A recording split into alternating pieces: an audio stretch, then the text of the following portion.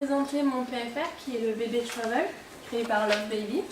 Donc en fait c'est une valise poussette qui va permettre de transporter ses affaires tout en transportant son enfant pour faciliter les déplacements dans les transports en commun tels que dans les aéroports ou dans les gares, ce qui fera un gain de temps et un gain de place.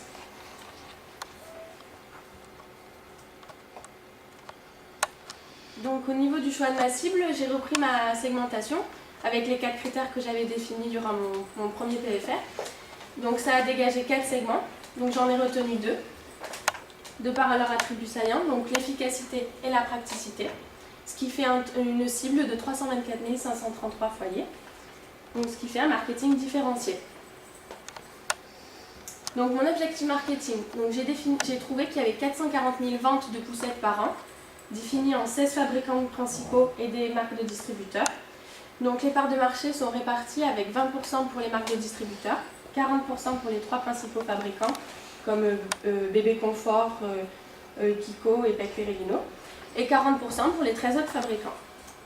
Donc mon objectif, je l'ai défini en 2 hypothèses, une hypothèse haute et une hypothèse basse. Donc 1% pour l'hypothèse basse des parts de marché, donc soit 4 400 ventes en un an, et 2% pour l'hypothèse haute, soit 8 800 ventes en un an. Donc au niveau du positionnement et avec mon triangle de référence, les attentes du marché sont l'efficacité et la praticité. Donc la nouveauté, le prix et le gain de temps. Donc les marques actuelles, elles sont soit efficaces, soit pratiques. Mon produit, lui, aura un rapport efficacité-praticité pour mieux répondre à la demande du marché. J'ai choisi d'appliquer une stratégie push, car c'est une innovation, donc il y a besoin du conseil en point de vente, des animations pour rassurer le client et le convaincre. Donc au niveau de la politique de mon produit, donc son niveau tangible, c'est de transporter les bébés tout en transportant les affaires d'une valise.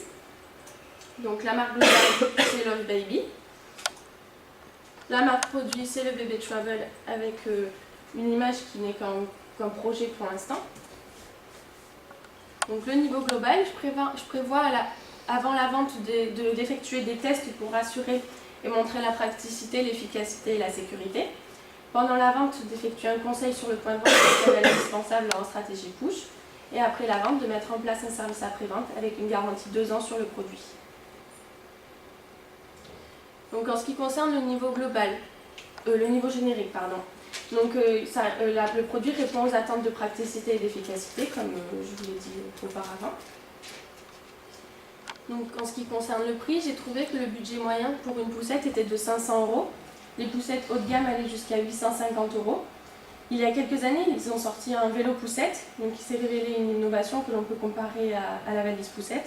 Il est sorti à 1 450 €, mais il a été considéré trop cher par le consommateur. Donc il faudra que j'en tienne compte.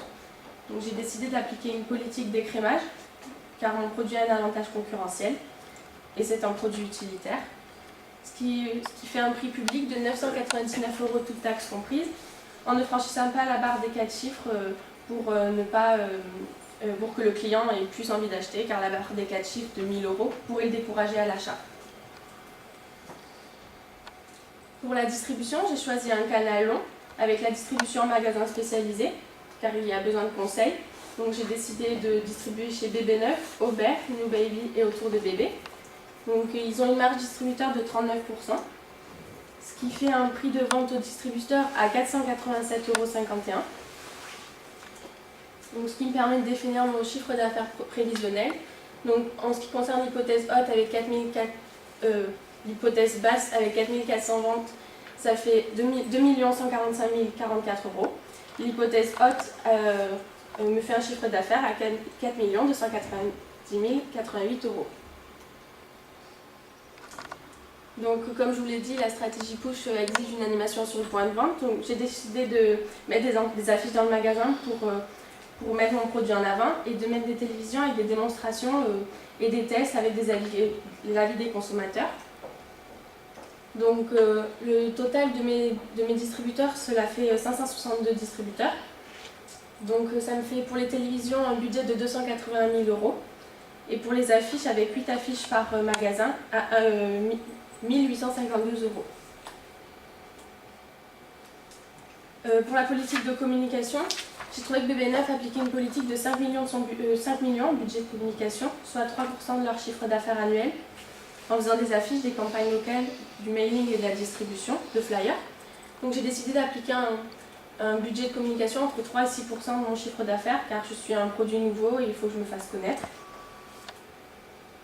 Donc ce qui me fait 64 351 si j'applique 3% en hypothèse haute et 128 702 € si j'applique 6% en hypothèse haute. Donc pour résumer tous les budgets, qu'importe mes hypothèses basses ou hautes et le budget de communication, je reste dans un résultat prévisionnel positif qui me permet de pouvoir assurer la production de mon produit et son transport.